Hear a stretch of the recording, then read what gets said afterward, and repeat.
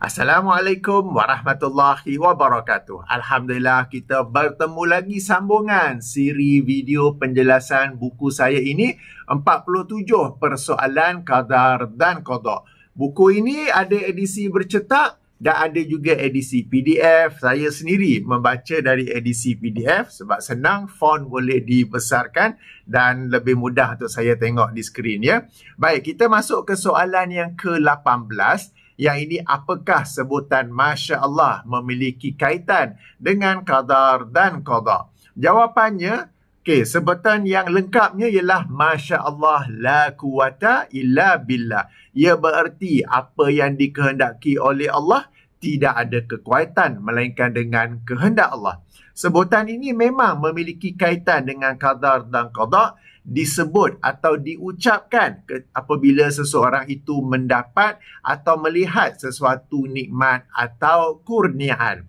Apabila menyebutnya, bererti seseorang itu menyandarkan nikmat atau kurniaan itu kepada kehendak Allah dan mengakui bahawa tidaklah dia memiliki kekuatan ke atas nikmat atau kurniaan tersebut, melainkan ia adalah kehendak Allah Subhanahu Wa Taala. Jadi misalnya kalau ada orang puji anda, baguslah bisnes anda ni maju, kita sebut apa? Masya Allah la quwata illa billah. Semuanya ataupun ini adalah di atas kehendak Allah, tidak ada kekuatan melainkan dengan kehendak Allah. Ada orang puji, kereta kau ni cantik lah, kita sebut Masya Allah. Lazimnya masyarakat kita sebut Alhamdulillah kan? Alhamdulillah okey. Tapi yang lebih tepat sebenarnya ialah Masya Allah ya. Jadi apa-apa pujiannya itu kita sebut Masya Allah kerana apa? Kita menyandarkannya kepada Allah, bererti ialah apa yang dikehendaki oleh Allah tidak ada kekuatan melainkan dengan kehendak Allah. Apa-apa pujian pun, macam saya Alhamdulillah, kadang-kadang ada orang yang WhatsApp kepada saya kata mereka mendapat banyak manfaat daripada video saya, maka saya pun sebut Masya Allah la quwata illa billah. Saya reply balik Masya Allah la quwata illa billah. Jadi apa-apa pujian pun ya. Penyebutan ini menunjukkan seseorang itu faham dan beriman kepada qadar dan qada serta bersikap rendah diri kepada Allah. Sikap terpuji ini patut menjadi salah satu dasar seorang Muslim. Baik, seterusnya saya kemukakan ayat daripada surah Al-Kahf sebagai dalil dan juga pelajaran tentang ucapan ini. Ayuh sama-sama kita baca. Ia bermula daripada ayat nombor 34 surah Al-Kahf. Surah ni kita biasa bacakan pada hari Jumaat. Jadi dalamnya ada satu ayat yang di mana dalamnya ada sebutan Masya Allah la quwata illa billah. Ayo kita baca. Ia bermula dari ayat nombor 34 di mana Allah Subhanahu taala berfirman, wa kana lahu samarun faqala li sahibihi wa huwa yuhawiruhu ana aksaru minka malan wa a'azzu nafara. Maksudnya tuan kebun itu, kisah ini menceritakan tentang dua orang yang ada kebun, tapi seorang tu kebun dia ni, kebun dia lebih memberi hasil apa semua itulah ya. Jadi tuan kebun itu pula, seorang tu ada yang mempunyai harta, lalu berkatalah ia kepada rakannya lagi, satu lagi tuan kebun itu, semasa mereka berbincang dengannya, aku lebih banyak harta daripadamu dan lebih berpengaruh dengan pengikut-pengikutku yang ramai. Lazimnya yang menyebabkan seseorang tu merasa hebat ialah hartanya dan pengikut-pengikutnya, hartanya dan anak-anak yang ramai misalnya ya. Ini dua yang lazim orang gunakan untuk mendakwa dirinya atau hebat ataupun berasa ujub terhadap dirinya sendiri. Ayat 35, wa dakhala jannatahu wa huwa zalimun li nafsihi qala ma azunnu an tabida hazihi abada. Dan dia pun masuk ke kebunnya bersama-sama rakannya sedang dia berlaku zalim kepada dirinya sendiri sambil dia berkata, aku tidak fikir kebun ini akan binasa selama-lamanya. Dia nampak kebun dia hebat, cantik, buah-buah semua subur kan. Dia berlaku zalim kepada dirinya dengan berkata, aku tidak fikir kebun ini akan binasa selama-lamanya. Kadang orang yang ada harta ini, dia merasakan hartanya itu baik kebun maupun apa-apa lain tidak akan binasa selama-lamanya ya. Sambung ayat seterusnya, wa ma azun الساعة قائمة ولئن رددت إلى ربي لأجدن خيرا منها منقلبا. Dan aku tidak fikir hari kiamat akan berlaku, dan kalaulah aku dikembalikan kepada Tuhanku, tentulah aku akan mendapat tempat kembali yang lebih baik daripada ini. Wah, ini overconfident, super overconfident ya. Okey, ayat 37, qala lahu sahibuhu wa huwa yuhawiruhu akafarta billazi khalaqaka min turab summa min nutfatin summa sawwaka rajula. Berkatalah rakan kepadanya semasa dia berbincang tu, siapa tengah sembang-sembang, patutkah engkau kufur ingkar kepada Allah yang mencipta engkau dari tanah, kemudian dari air benih, kemudian dia membentukmu dengan sempurna sebagai seorang lelaki. Okay, sambung ayat 38. Lakinna huwallahu rabbi wala usyriku bi rabbi ahada.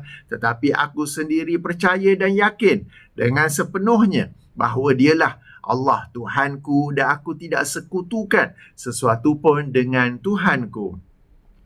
Sambung ayat yang ke-39. Walaula iz dakhalta jannataka qulta ma syaa Allahu la quwwata illa billah. Ni ucapan yang sedang kita bincang sekarang ni kan. In tarani ana aqalla minka malan wa walada. Dan sepatutnya semasa engkau masuk kebunmu, tadi dia masuk kebun, dia rasa begitu hebat, begitu kan, dan sampai berkata aku tak rasa kebun ini akan binasa selama-lamanya kan. Jadi sahabatnya tu menegurnya, sepatutnya semasa engkau masuk kebunmu, engkau berkata, Masya Allah, la quwata illa billah. Macam kita bincangkan, kalau engkau memandangku sangat kurang tentang harta dan anak berbandingmu.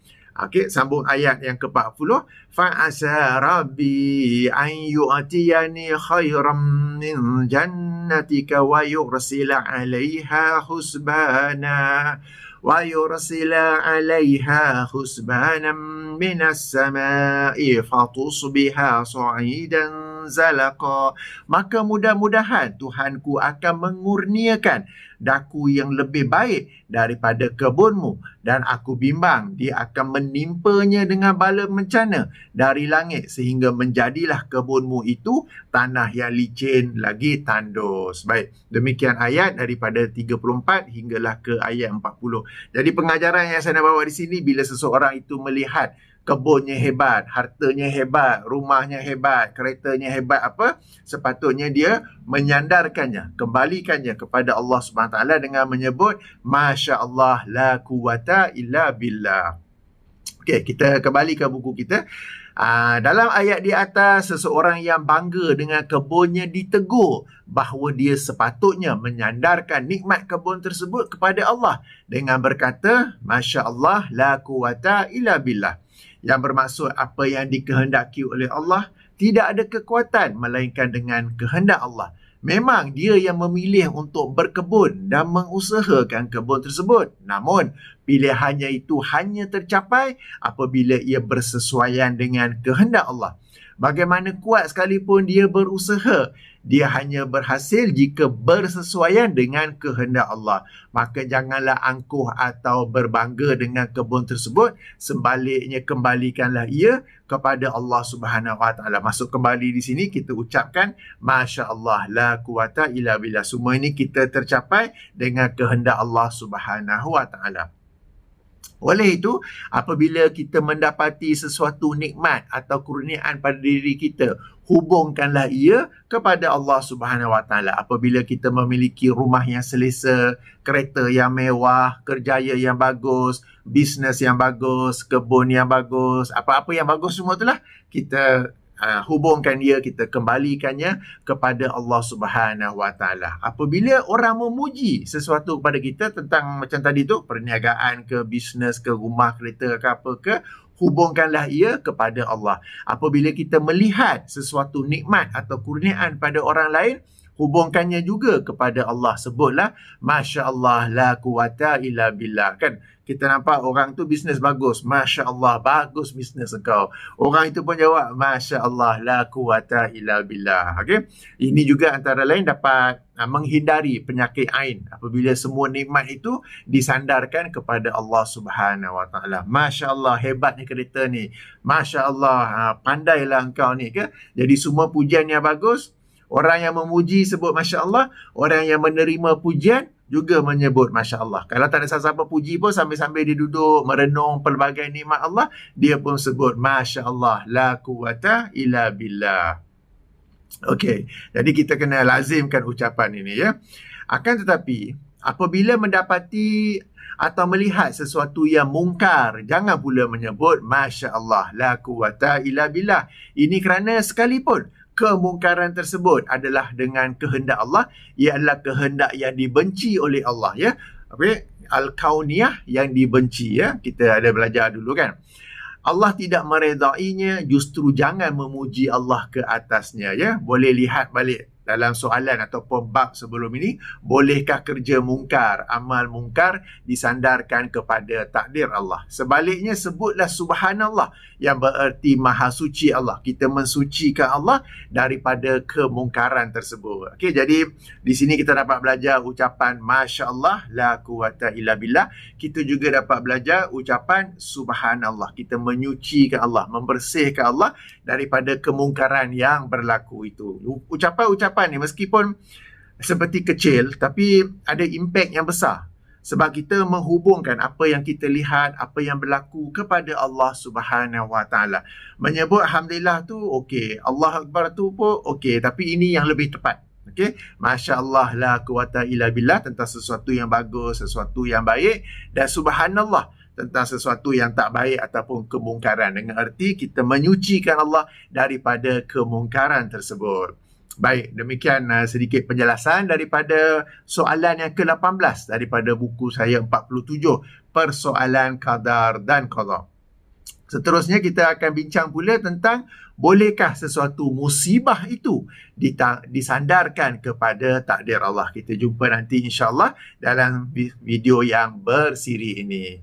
Sementara itu saya akhiri dengan subhanakallahumma wa bihamdika asyhadu an la ilaha illa anta astaghfiruka wa atubu ilaika. Assalamualaikum warahmatullahi wabarakatuh.